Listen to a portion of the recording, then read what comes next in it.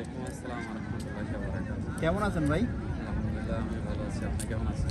আছি আলহামদুলিল্লাহ, ভালো আছি। আপনার পরিচয়টা দিয়েন ভাইয়া। আমি একজন কুয়েতি প্রবাসী। আমার নাম রিয়াদ মাহমুদ। আমার বাড়ি হচ্ছে কুমিল্লা চট্টগ্রাম উপজেলা। পাতিশা হচ্ছে আমার পোস্ট অফিস। কত বছর আগে কুয়েতে আসছেন? আমি ইনশাল্লাহ 2017-তে আসছি।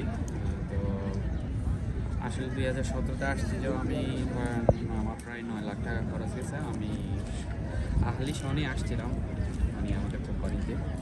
তো কিন্তু আজ অনেক বছর হয়ে গেছে, ইনশাল্লাহ 3 বছর ধরে আমি পাওয়ার হয়ে গেছি। তো এরপরে হচ্ছে যারাই আসুক না কেন কুয়েতে, ইনশাল্লাহ সবার জন্য দোয়া এবং কি শুভকামনা এটার জন্য যে কেউ নতুন আসবে অবশ্যই কাজ শিখে আসার দরকার। সবার চেয়ে বড় হচ্ছে স্কিল, যে কোনো কর্ম শিখে আসতে হবে। নাহলে আসলে আমরা প্রবাসে আসে কোনো লাভ হবে না। কারণ আপনি এক কথায় হচ্ছে সর্বপ্রথম হচ্ছে শিক্ষাগত যোগ্যতা থাকতে হবে এবং কি এডুকেশন থাকতে হবে। প্রত্যেকটা মানুষের জন্য এডুকেশন আমাদের লাজিম, এটা দরকার। আমরা আসলে কাজগুলো বেশি বেশি করে শিখবো এবং কি যে কোনো পর্যায়ে কাজ নিয়ে এখানে আসলে আর কোনো সমস্যা হবে না, কাজ জানা থাকে। আচ্ছা, 2026 সালে এখন তো মনে করেন যারা পাসপোর্ট জমা দিবে এখন তো আর ভিসা বের হবে না, বের হবে 2026-এ। তো 2026 সালে মনে করেন ট্রেন্ডিং যে কাজগুলা, কয়েকটা কাজ যেহেতু শিখে আসতে পারে বা শর্টকাটে যে যারা শিখতে পারে বা যারা লং টাইমে শিখতে পারে তাদের উদ্দেশ্যে কিছু কথা বলেন। অবশ্যই সর্বপ্রথম হচ্ছে আমি যেহেতু ড্রাইভিং পেশায় আছি আজকে অনেক বছর কুয়েতে, আলহামদুলিল্লাহ ড্রাইভিং পেশাতে হচ্ছে আলহামদুলিল্লাহ আমাদের ভালো একটা স্যালারি আছে। বিশেষ করে আমরা ভালো স্যালারি পাই, আল্লাহ তাআলার দরবারে শুকরিয়া। এবং কি যারা অন্যান্য ধরেন ইলেকট্রিক আছে, প্লাম্বার আছে বা কম্পিউটার আছে, গ্রাফিক্স ডিজাইনিং আছে, এগুলাতে যদি ভালো কোনো স্কিল করে আসতে পারে অবশ্যই এখানে আসলে ভালো কাজ পাবে কোম্পানি থেকে কন্ট্রাক্ট এবং কি হাউল হয়ে যাওয়ার পরে। এটাই আর কি। আচ্ছা, এই যে এখন বর্তমানে মানে ভিজিট ভিসা আসার পরে যে মনে করেন রেসিডেন্সি আকামা বানাইতে পারবে, তো এই বিষয়ে আপনি জানেন, কিছু বলতে পারবেন? হ্যাঁ অবশ্যই। তো এটা অবশ্যই 2026-এ এখন পর্যন্ত এটা চালু হয় নাই যে বিষয়টা আসলে এই বিষয়তে আসে এবং কি আকামা ট্রান্সফার করতে হবে। তো আকামা ট্রান্সফার হইলেও হচ্ছে সর্বপ্রথম হচ্ছে এখন এটা কানুন হয়েছে, এখন পর্যন্ত পুরোপুরি আসে নাই। তো পুরোপুরি আসার পরে যে কোনো ব্যক্তি আসুক, আমার সর্বপ্রথমে সব বাংলাদেশি হোক, যে কোনো কান্ট্রি আদার্স কান্ট্রিগুলোতে হোক, সবাই আসলে আমরা অনেক টাকা কস্টিং করে আমার কুয়েতে আসার জন্য, প্রায় অনেক টাকা। তো সবার একটাই সতর্ক হিসেবে আসতে হবে, জেনে শুনে আসতে হবে। এবং কি এখন বর্তমানে অনলাইন যোগ, ভিসা চেক করা যায়, সব কিছু ভিসা অ্যাপসে আছে, তারপরে অনলাইনে চেক করা যায়, সব কিছু ডিটেল জেনে শুনে আসাটা পরিচিত মানুষ থাকলে তাদের থেকেও যাচাই করাটা উচিত। আপনার পরিচয়টা দিন একটু। আমার বাড়ি চিটাগাং। আপনার নামটা বলেন। মোহাম্মদ নাসিরুল ইসলাম। সিটাং কোন জায়গায় বাড়ি? চিটাগাং মিরেশ্বরাই। কত বছর আগে আসছেন আপনি? 4 বছর। 4 বছর। কি বিষয়ে আসছেন?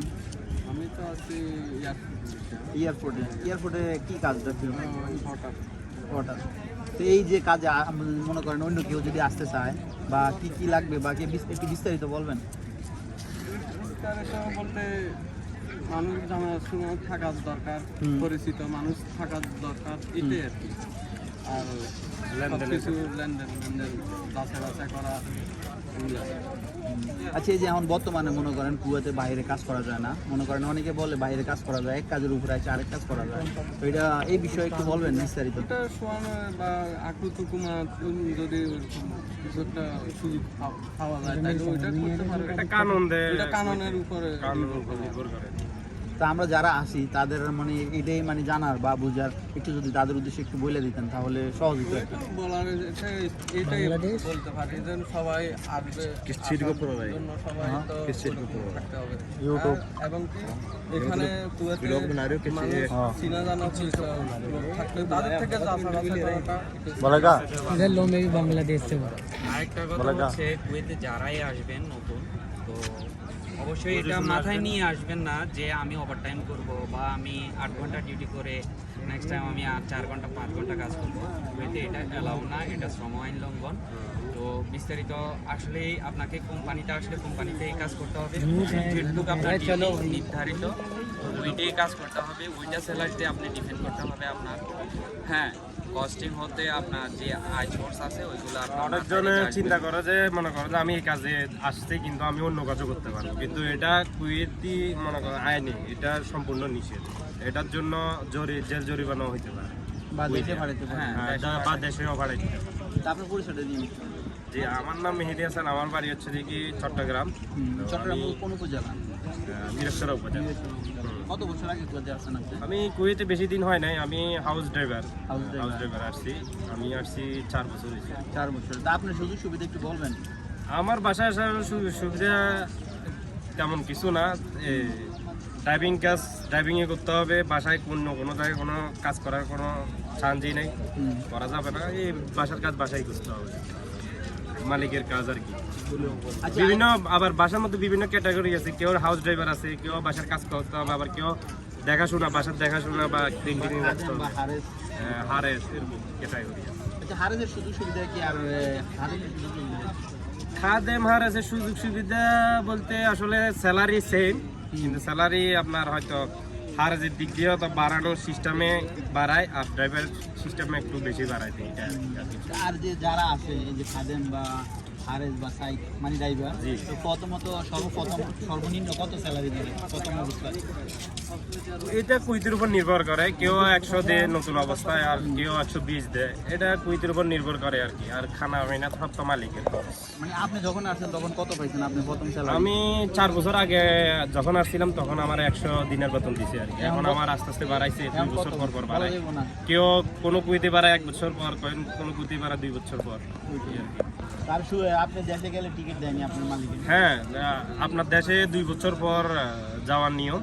2 বছরে মালিকের সব খরচ, আপনার টিকিট খরচ, তারপর আর কিছু এমনি হাদিয়াটা দিয়ে মালিকেরা দিয়ে আর কি যাওয়ার সময়। আলহামদুলিল্লাহ। আচ্ছা, আমি যে এই ধরনের তথ্যগুলো দেই এই ভিডিওটি বানাই, মানুষের উপকার হয় কিনা বা কতটুকু সত্য আমার অবশ্যই ভিডিওগুলো? এটা অবশ্যই উপকার হয়। উপকার না হলে কি আর আমরা এইভাবে বলতাম নাকি? অবশ্যই হয়, উপকার হয় বিধায় তো আমরা বলছি সবাই, আজকে তো মনে তাই না? প্রথম আমার কারণ ভিডিওটা যে দেখছেন আসুক, আপনারা। যে কাজেই আসুক না কেন, যে বিষয়ে আসুক না কেন, মনে করেন যে অনেক বিষয় নিয়ে তো অনেক প্রতারণা হয়, অনেক ইয়া হয়, ঠিক আছে? তো এগুলা চিন্তা ভাবনা করে যে আসুক না কেন, বিদেশে কুয়েতে যে আসুক না কেন, চিন্তা ভাবনা করে আসাটা ভালো, ঠিক আছে? যে অনেকজন অনেক সময় বলে যে ভাই আপনি এই বিষয়ে আসলে আপনি এই কাজ করতে পারবেন, এই কাজ করতে পারবেন, অনেক সময় অনেক ইয়া করতে পারেন, কিন্তু এগুলা সম্পূর্ণ এগুলা ভিত্তিহীন, এগুলা সত্যি না। আর একটা কথা, আমি একজন বাঙালি, আমি একজন বাংলাদেশ। আমি যদি কোনো মনে করেন অবৈধ কাজ করি তাহলে এটা আমাদের পুরো বাংলাদেশিদের উপরে এফেক্ট করবে। তো ওতে বা আমরা যাই যেভাবে চলি না কেন, আমরা সতর্ক বা ভালোভাবে এই দেশের রুলস ও কানুন মানে সবকিছু মানে আমরা মেনটেন করে maintain যেহেতু করে চলতে চলতে পারি, হ্যাঁ। মানে আমাদের মান সম্মান আমাদের দেশে রিপ্রেজেন্ট করে। ঠিক না? যে কোনো মানুষ আসলে সর্বপ্রথম হচ্ছে ধরেন আপনি এখানে কি কানুনটা, এই কানুনের উপরে আপনাকে রেসপেক্ট করতে হবে।